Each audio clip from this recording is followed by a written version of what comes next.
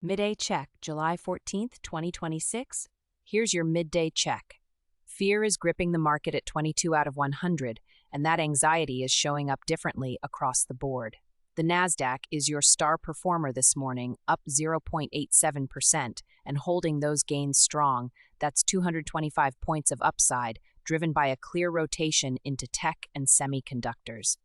The S&P 500 is modestly positive at 0.4%, but the Dow Jones is barely breathing at just 0.2%.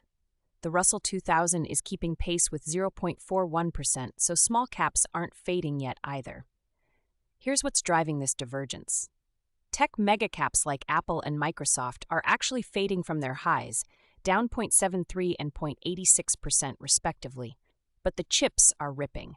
AMD is up a solid 4.04% as investors chase semiconductor strength. Nvidia is up 2% and Intel jumped 2.21%. The momentum is clearly in the hands of hardware makers, not software giants. Now let's talk about the winners that really matter. Goldman Sachs is crushing it up 7.7%, the biggest gainer by far. JP Morgan is up 2.55% as financial stocks broadly get a bid. The reason is simple. CPI came in cooler than expected, signaling that inflation pressure is finally easing. That's making investors less worried about rate hikes and more confident about bank earnings. On the flip side, healthcare is getting hit hard. Johnson & Johnson dropped 1.88% on weakness in the pharma sector. United Health fell 1.07%.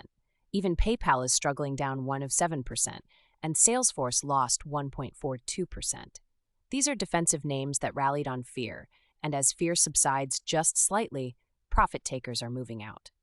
Here's what analyst consensus tells us. Microsoft has 63 buy ratings against 0 sells. Nvidia has 64 buys and just 1 sell. Amazon has 70 buys.